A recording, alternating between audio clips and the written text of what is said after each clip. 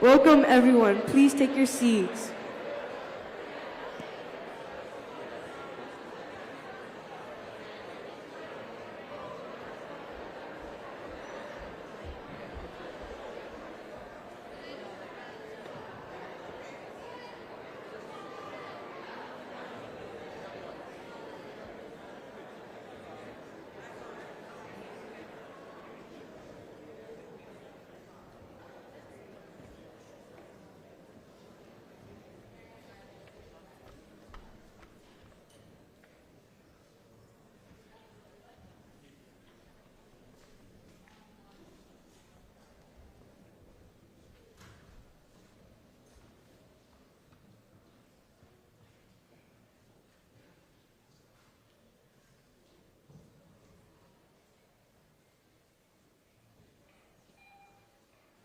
Welcome, everyone. My name is Alyssa Moore. I'm a fifth grade student from St. Paul Music Academy. I'd like to introduce and invite Council President Rebecca Naker to the stage.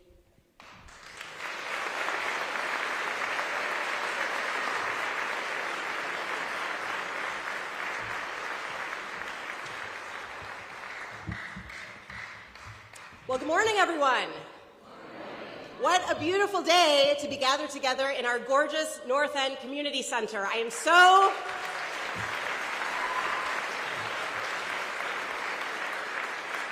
thought I would start with an applause line from the mayor, so I wanted to start off that way. I am so grateful to all of you for being here. It is an honor to join Mayor Carter, Deputy Mayor Tincher, and our neighbors here at our gorgeous new community center for the annual State of Our City Address. Alyssa, you are awesome. Where are you? Where did you go? You're awesome. Thank you so much. You have been a public speaker.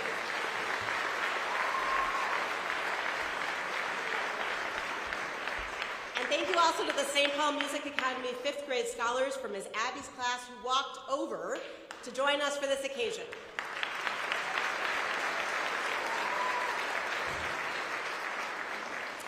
I also want to thank Nitai Kashya for their remarkable dance performance. If you were here earlier, you saw them.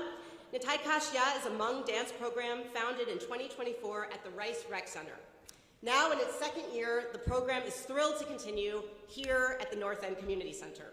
The group meets weekly to rehearse Hmong dances, preparing to perform at various community events throughout the year, including the annual Hmong New Year celebration at the River Center in November. At this time, it is my distinct honor to welcome the St. Paul Police Department Honor Guard to present the colors and the Como Park High School Choir to sing the national anthem. The Como Park High School Choir program is comprised of 3 ensembles under the direction of Mr. Boy Tran. The ensembles include the Cub Choir, the Golden Harmonies, and the Como Singers. All 3 ensembles will be performing the Star Spangled Banner, arranged by T.W. Chadwick, words by Francis Scott Key. Please rise if you are able and remain standing for the presentation of the flags and the national anthem.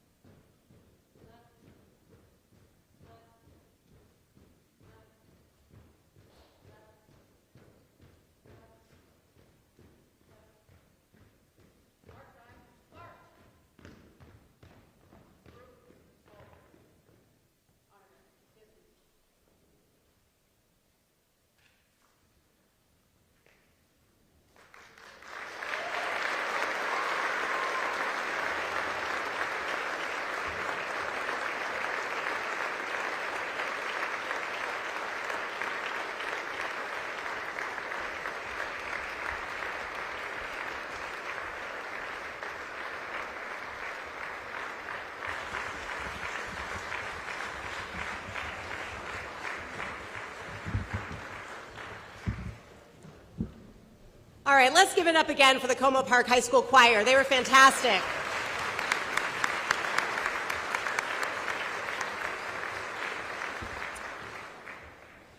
Thank you all again for joining us today. This is now the part that is every elected official's nightmare, forgetting to name another elected official. But I'm going to try. I think we have a complete list. We are so grateful to everyone who's taken the time to join us today. In addition to the dignitaries that I already mentioned, I am very honored to be joined by my council member colleagues, Councilmember Anika Bowie,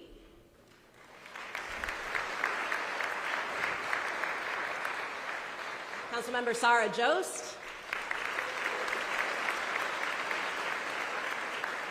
Councilmember Matt Pravratsky, and Councilmember and HRA Chair Shaniqua Johnson.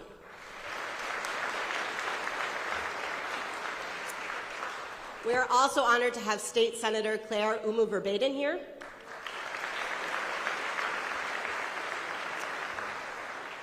Ramsey County Manager Ling Becker. Ramsey County Commissioner Rena Moran.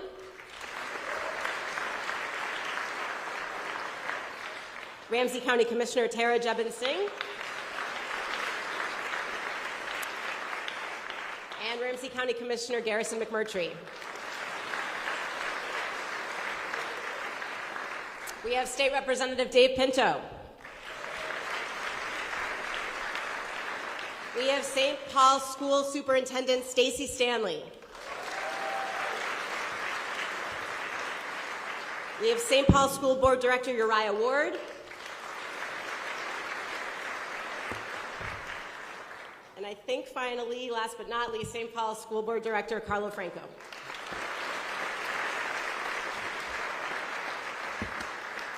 If I missed you, you can catch me in the hallway afterwards and berate me then. At this time, I would like to invite Mayor Carter, Deputy Mayor Tincher, Chief Henry, and the Riley family to the stage for the Medal of Honor ceremony.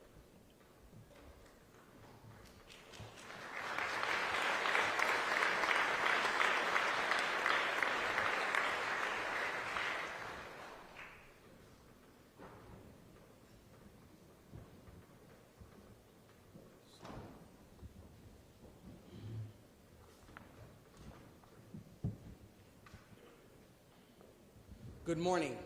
Thank you, Council President Naker, Deputy Mayor Tincher, Police Chief Axel Henry, Fire Chief Butch Inks, City Attorney Lindsay Olson, Office of Neighborhood Safety Director Brooke Blakey, and Emergency Management Director Rick Shute, as we present the Mayor's Medal of Honor, our city's ultimate recognition of public service.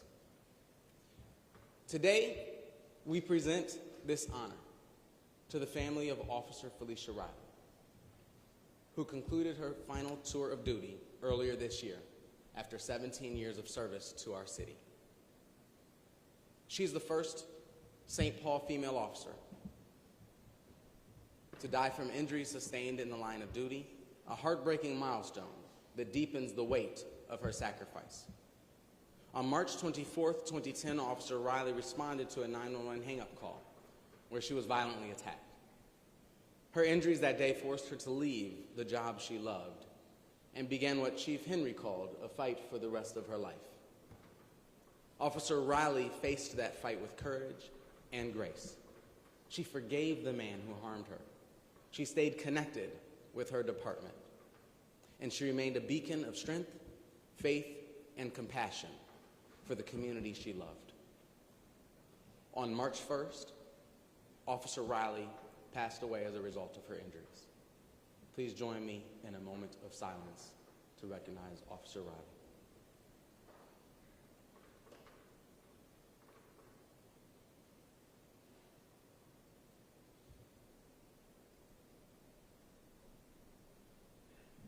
Thank you.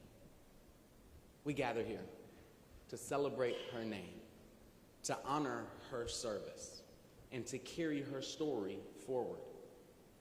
Her husband, Matt, is here with us this morning. We thank you and your entire family for sharing her with us.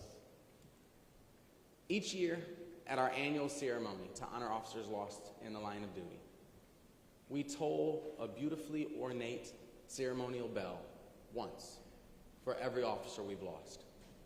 It's a beautiful bell that tolls a terrible toll.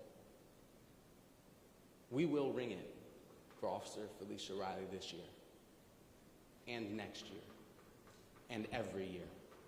We will ensure her heroism is never forgotten and her memory never fades. Please join me in welcoming Matt Riley to accept the 2025 Mayor's Medal of Honor in her name.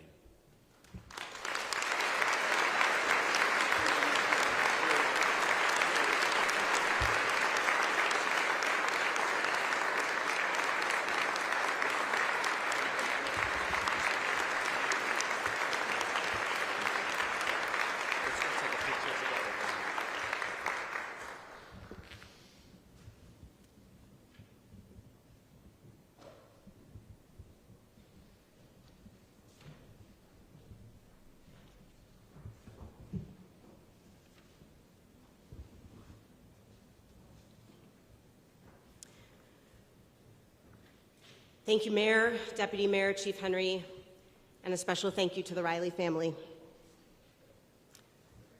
And don't go too far, Mayor. We're going to need you back up here shortly.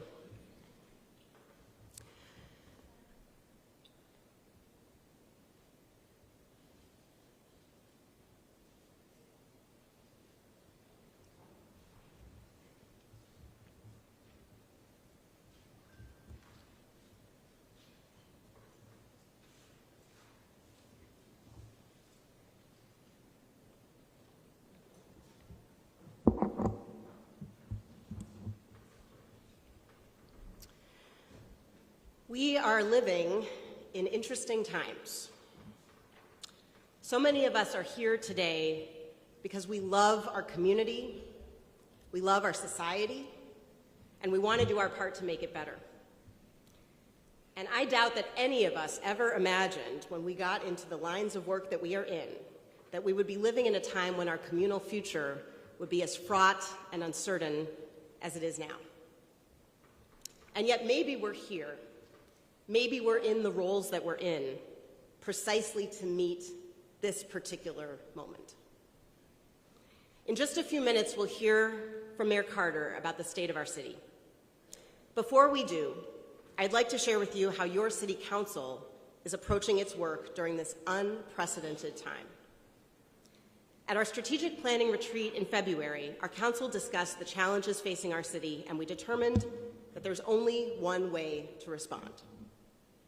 Lean in.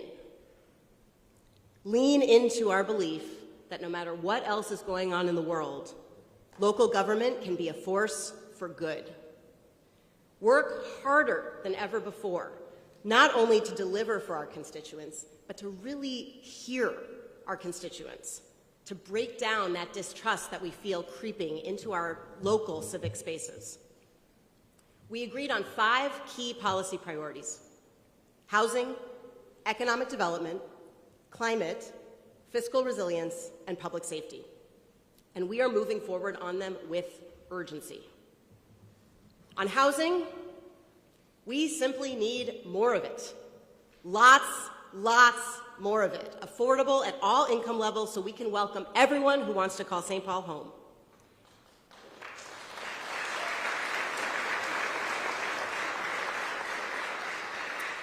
And we must ensure that the more than 50% of St. Paul residents who rent their home have housing choice and housing protection. I am so grateful to my colleagues who are spearheading the introduction of 2 major pieces of legislation. To Councilmember Sarah Jost for her tireless work to amend our rent stabilization ordinance to boost housing production, and Councilmember Shaniqua Johnson, who is the lead author on restoring our tenant protections. Thank you both so much.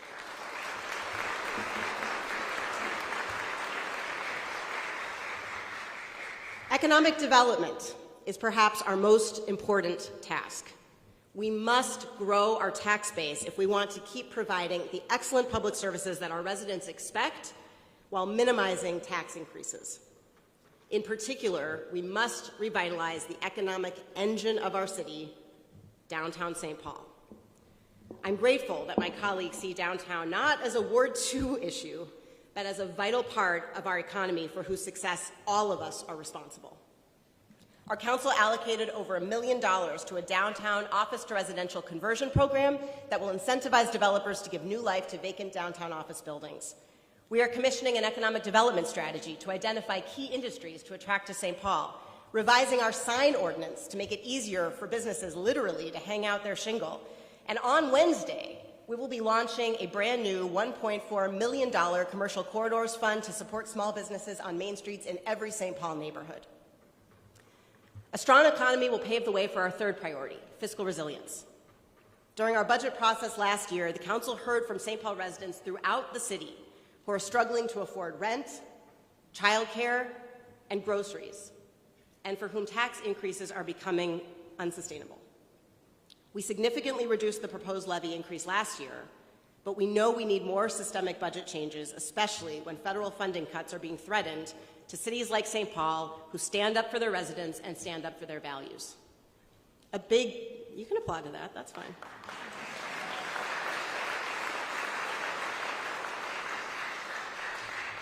A big thanks to my colleagues, Council Members Nelsie Yang and Council Vice President Hwa-Jung Kim for chairing a year-round budget committee, which will allow us to dive deeper into our city budget and identify ways to be more efficient and resilient. As the ecological threat to our planet grows, our climate justice work must continue. Our Power of Home program to help low-income residents weatherize their homes will be approved in the coming weeks, and we'll be working with our environmental partners to continue our climate efforts in a time of reduced federal funding. Our newest colleague, Council Member Matt Pravratsky, is a self-proclaimed transit nerd, and we're eager for the leadership he will bring as we build out our transit and bike network. Finally, none of this matters if people do not feel safe. We must ensure public safety in our neighborhoods, on our streets, and in our public transit. I'm very grateful to Councilmember Anika Bui for her leadership in creating a public safety committee, which will help the council gain better insights into the workings of our first responders and the Office of Neighborhood Safety. At a time of chaos and uncertainty, local government is more important than ever. I am so thankful to work with such a thoughtful, brave, dedicated group of colleagues who show up every day to do the hard work.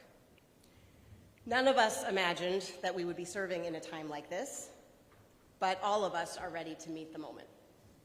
We're honored to do that work in partnership with all of you and with perhaps our closest partner, Mayor Melvin Carter, a tremendous and tireless champion for our city, who will now deliver the State of our City address.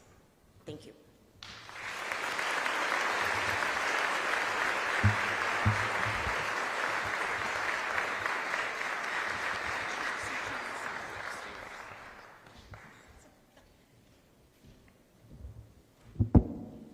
Good morning again, and welcome to the 2025 State of Our City Address. It means so much to be here today at the North End Community Center with all of you. This building stands as a promise kept, a beautiful, vibrant, deeply loved hub of community, learning, and joy. It represents not only what we've built together, but what we've chosen to build with care, with courage, and with the love for one another. I'm grateful for the creativity and vision of our design team, Chris Stark, Alice Messer, and David Ronzani. You crafted this space with such intention and such care, ensuring it stands for generations to come. To our City Council, thank you for the honor of serving alongside you. And a special welcome to Councilmember Matt Pravratsky, who has jumped right in to serve the people of Ward 4 with insight and energy. Thank you, sir.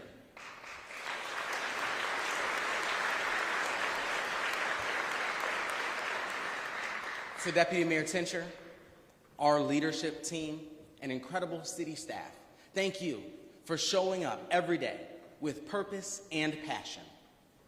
To my parents, Met Council Member Tony Carter and retired St. Paul Police Sergeant Melvin Carter Jr., thank you for the path that you've paved for me as a family member and as a community leader.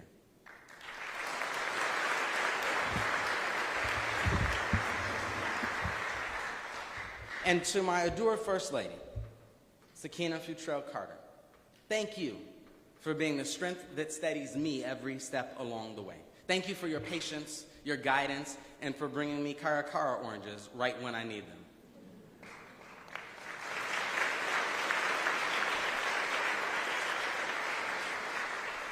when we cut the ribbon here just 2 weeks ago. Council Vice President Kim and I were honored to welcome the children in attendance to their new recreation center.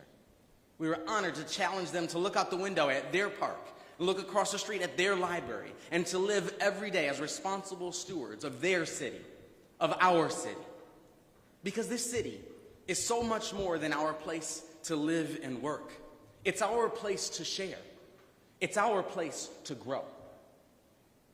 It's our place to lead by showing up for one another. And every step forward we take together begins with that simple act, showing up. A safe and hopeful city is the foundation for everything else we build. That's why public safety has been our uncontested top priority since day one. Our Community First public safety framework drives a coordinated emergency response, and just as importantly, focuses on stopping crime before it starts. This approach isn't new. It's the same way we all protect the people we love. When we care about someone's safety, we don't just wait to respond, we work to prevent harm from happening at all. We use seatbelts, car seats, stair gates, outlet covers, everything we can think of to help build safety into everyday life. That's how we protect our children and the people we love. Speaking of which, I missed one important protocol. Amila. Hi, thanks for being here. That's how we protect the people we love. And now that's what we're doing together at the city scale.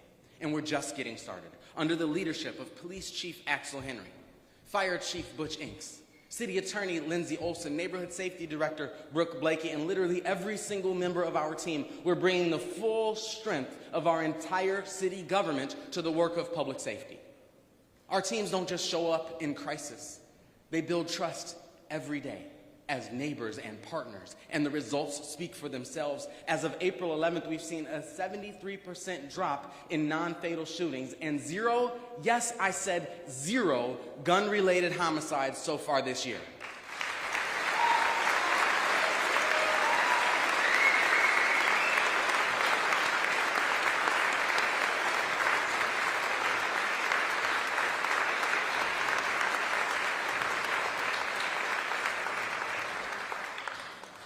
Our officers have seized 119 illegal firearms. Auto thefts have dropped from 859 in early 2022 to 236 by this March. Carjackings dropped from 23 to 5. We created a non-fatal shootings unit to stop cycles of retaliation and improve our solve rates. In just 1 year, our clearance rates jumped from 38% to 71%.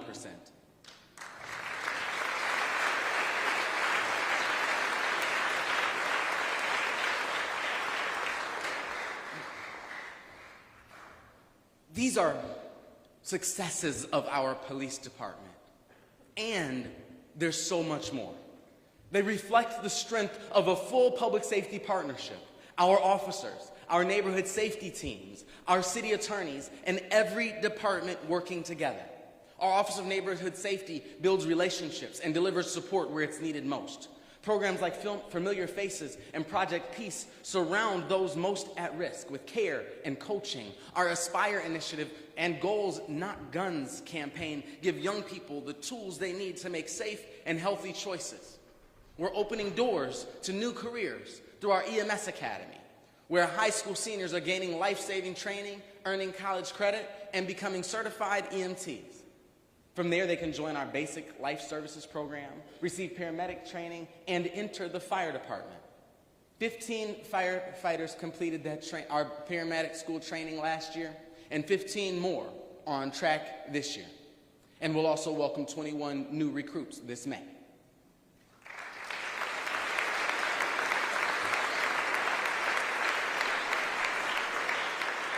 To meet growing demand, we're opening a new fire station tomorrow on our east side, responding to a long-standing disparity in fire fatalities on that part of town.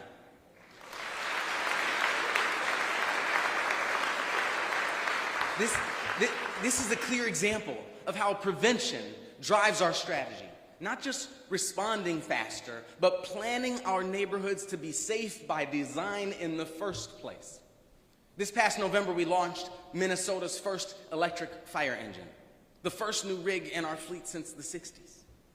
And a second electric engine is on the way thanks to a grant from the Minnesota Pollution Control Agency. These new rigs aren't just cleaner, they're better. They fit into tighter spaces. They run quieter, so firefighters can communicate better during an emergency. And they can start pumping water before the vehicle even parks on the scene, preserving critical, life-saving seconds. But even as we make progress in so many different areas, a new emergency is testing the limits of our framework, the largest drug epidemic of our lifetimes. This fentanyl crisis won't be solved with reaction alone. And it can't be solved with a playbook from history or from another city. Just like we did with gun violence, we must build new strategies together. In 2024, 840 Minnesotans died from opioid overdoses. That statistic is already rising, and its impact is devastating. Just 4 months ago, right here in St. Paul, we lost all of the love, all of the laughter, all of the limitless potential of an 18-year-old child who died from fentanyl exposure. Our first responders have already expanded the use of Suboxone and Narcan to help people begin recovery the moment they're ready. In the coming weeks, we'll announce plans for a citywide fentanyl summit, bringing policymakers face to face with doctors, neighbors, people with lived experience, and anyone else who can help. This crisis demands all of us facing this common adversary and saving lives together.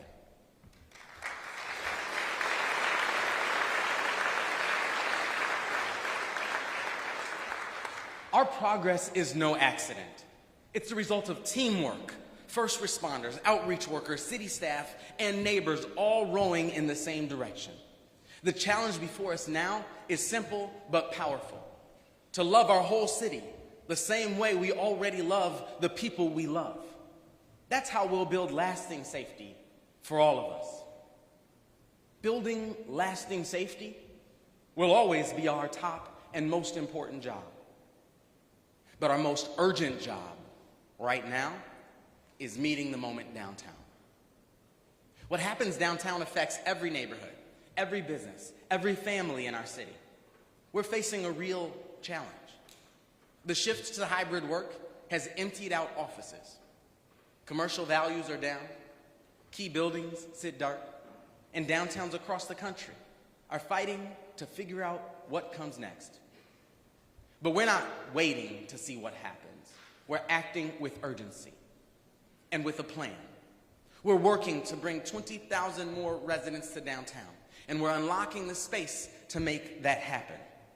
Sherman Associates is adding 174 new homes at the former Ecolab University building, now called the Stella. They're also transforming Landmark Tower with leasing set to begin soon. And our city team is leading the conversation of transforming the Annex building into housing and public space.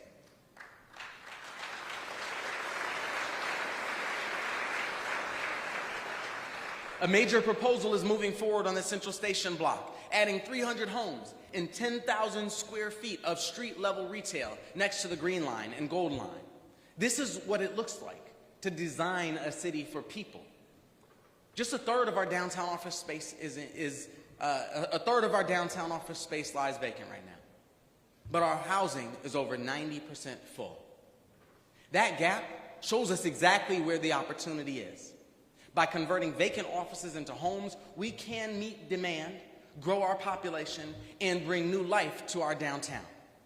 To that end, we've put $1 million behind new office-to-housing conversions, cutting costs and red tape to make projects happen faster. We also know that ground floor retail matters. It brings life to the sidewalks, supports small businesses, and helps people feel safe. That's why we're investing $1.4 million through our Commercial Corridors Fund to support business growth downtown and across our neighborhoods. We've also committed $275,000 for downtown patrol shifts, $200,000 for downtown camera infrastructure, $285,000 in ongoing support for the Downtown Improvement District, $265,000 for public art and space activation, plus added investments in signage, trash cans, lighting, and tree trimming. We are all in together on the future of our downtown.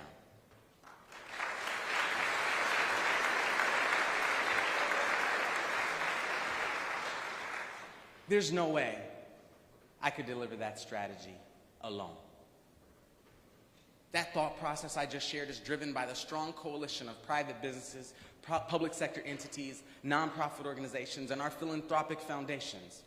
Working together, we've launched a downtown investment strategy, expanded the improvement district, and created a downtown development corporation, all focused on building forward together. I thank our St. Paul Downtown Alliance for your leadership in making all of that happen. Thank you.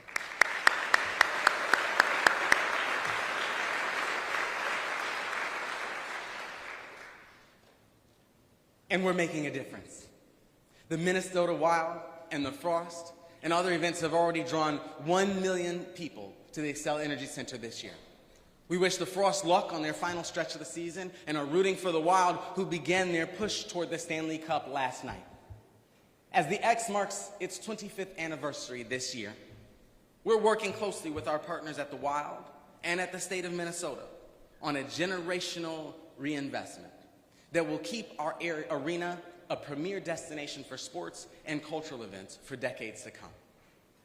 The Minnesota Yacht Club Festival brought over 70,000 visitors and contributed more than $100 million to our local economy. The Breakaway Festival is returning and expanding, so is Lower Town Sounds, so are Food Truck Wednesdays. Downtown's food scene is heating up. New spots are opening, from ramen to plant-based fine dining, and the energy is real. Our city employees are embracing an office-first posture to help bring energy back to our core. And as state workers prepare to do the same, we see another powerful opportunity to build on our momentum. We're grateful for all the public employees whose presence brings energy and vitality to our city. At the same time, we're aware of a perfect storm of financial pressures on the horizon, from volatile tariffs and economic uncertainty to declining downtown property values and unconstitutional threats to our federal funding.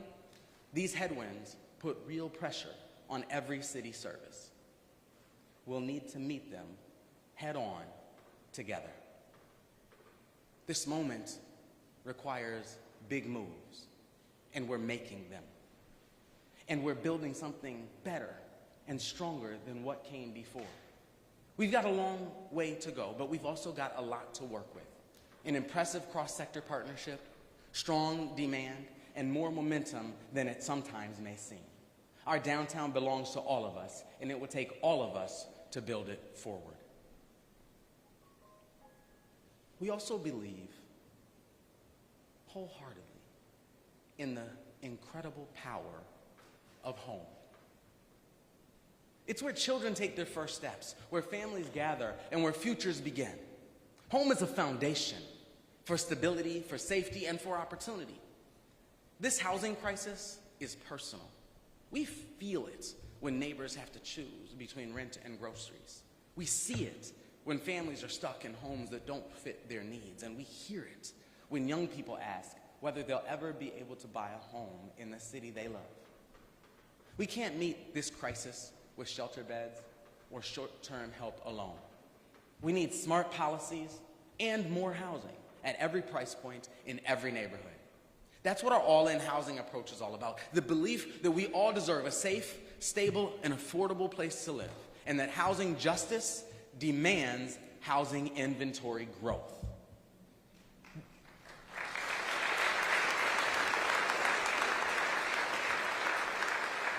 The truth is simple. If we want more affordability, more access, and more fairness, we need more homes. And we have to do everything we can to help get them built. Last year, we opened 731 new affordable homes, 255 of them deeply affordable for families earning just 30% of the area median income. Another 293 units are underway, including at Mary Hall downtown, where nonprofit developer Aon is building 88 permanent homes for people exiting homelessness, veterans, and young adults. While we're adding new homes, thank you. While we're adding new homes, we're also protecting the ones we already have. Our 4D program has kept more than 1,000 homes affordable, helping families stay in place. Through inspiring communities, we helped neighborhood developers bring new homes online and gave 6 families up to $90,000 to buy their first home. And our historic inheritance fund has invested $1.6 million to help low-income descendants of Old Rondo buy a home or fix one they already own, rebuilding some of the wealth that was destroyed when the freeway tore our community apart.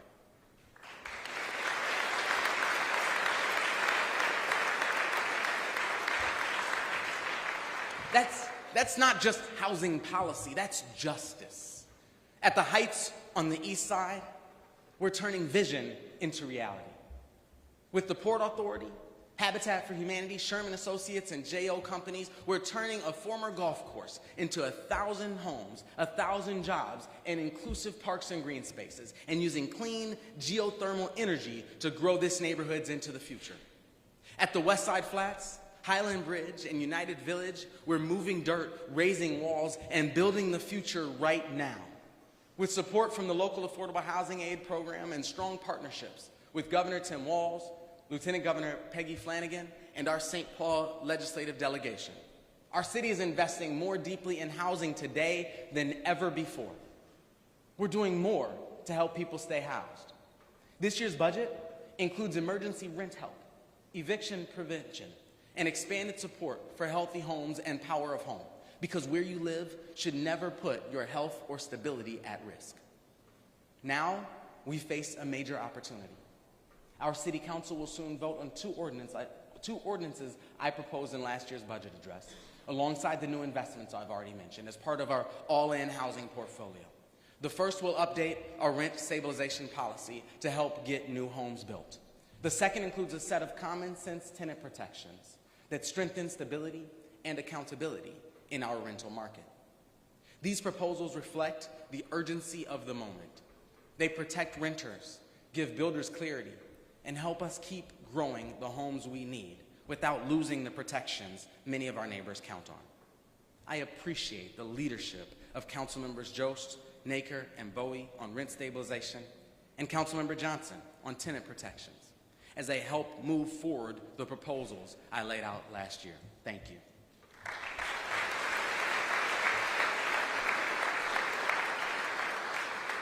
Just like with public safety, there's no one fix. The answer isn't one policy.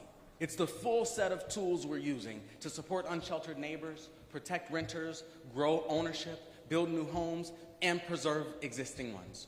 We are all in on keeping all of us in housing. And yet, as we work to ensure every family has a place to call home, we must also be careful stewards of the physical foundations that connect our homes and lives to one another and to our public infrastructure. Infrastructure connects our homes to neighbors and relatives, schools and employers, power and clean water, and most importantly, to each other.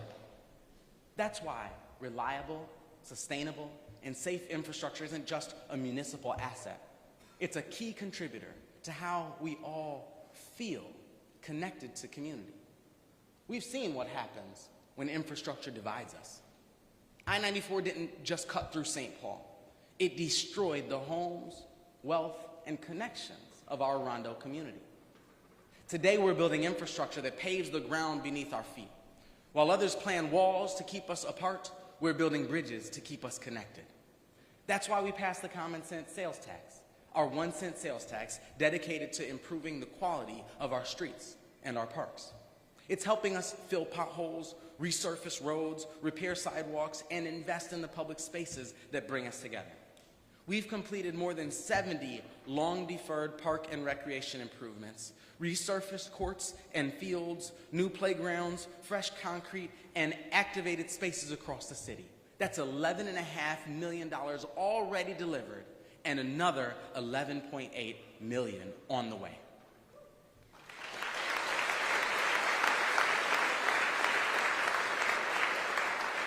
We've committed nearly $24 million to improve 50 miles of roads, resurfacing streets, repairing sidewalks, updating signs, and making it safer to walk, bike, and drive. And we're pairing those investments with new ways to help people access them.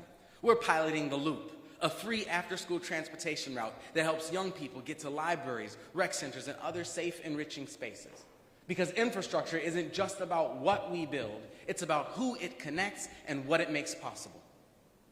We're advancing our 10-year plan to create a lead-free St. Paul, replacing every lead water service line in our system at no cost to property owners. We're advancing our 10-year plan to create, I'll give you a chance again. We're advancing our 10-year plan to replace every lead water service line in our system at no cost to property owners.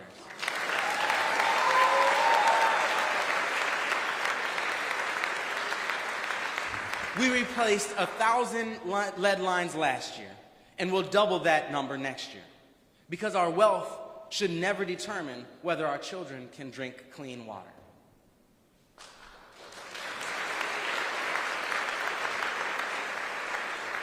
We're also building brand new infrastructure right now to support a clean, safe, and reliable solid waste program. We took on one of the largest operational challenges a city can face, transitioning garbage service for every household in our city just earlier this month. We worked through challenges to deliver that change on time, without disruption, and with a remarkable rate of success. More than 60,000 weekly pickups with missed collections below 1%.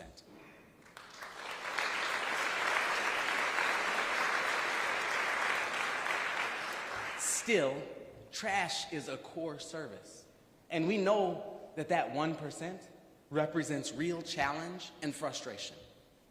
So our teams meet daily to respond to issues, improve communications, and coordinate with our hauler, ensuring we meet resident expectations. And we're laying the foundation for something bigger. For the first time, city employees are collecting garbage on designated routes, using their time savings to proactively clean up illegal dumping hotspots. This is what it looks like, yes. This is what it looks like to lead with pride and deliver real value for our residents. And later this summer, we'll launch a new furniture recycling pilot with Emerge and Second Chance, helping us responsibly dispose of some of the most commonly dumped items in our city. I want to thank Director Sean Kershaw and all of the men and women of our Public Works Department and all the men and women of our full team who've helped support all of these incredible changes and make them happen. Thank you so much.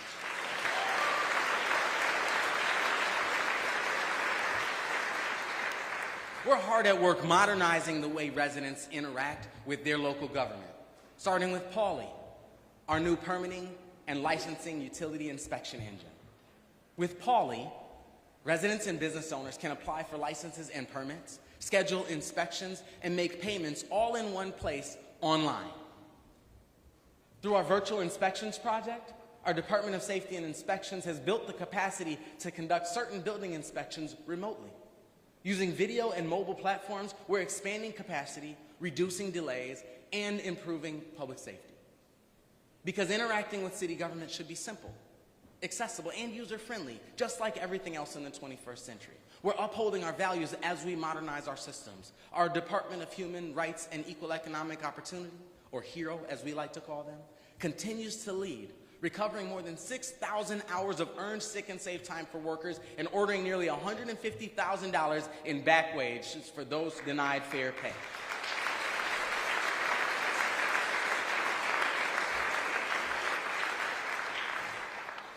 Strong, modern government must be efficient and equitable at the same time.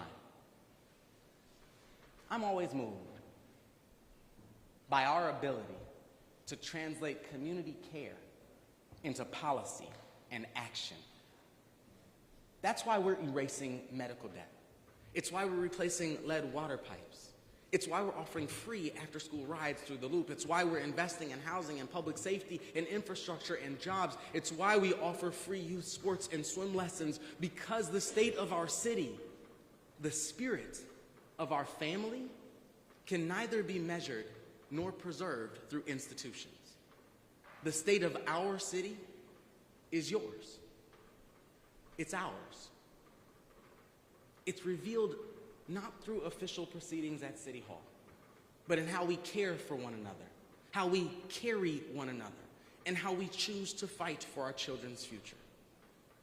Especially today, when vile and hateful rhetoric seems to permeate our public sphere. If we want to be the resistance, we have to act like it. Let's resist the urge to yell back, and instead be first to listen. Resist the urge to hate back, and instead choose love. Resist cruelty by showing up with kindness. To be clear, we remain steadfast in our values. Our police officers will not become federal immigration agents, no matter how loud the clamor rises.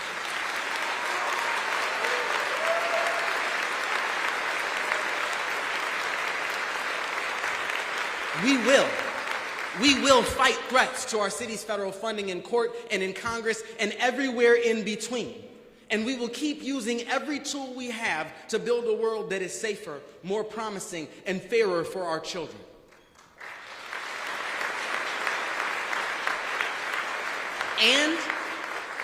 And we will keep on keeping on, fueling our movement with love for one another, not hatred for someone else.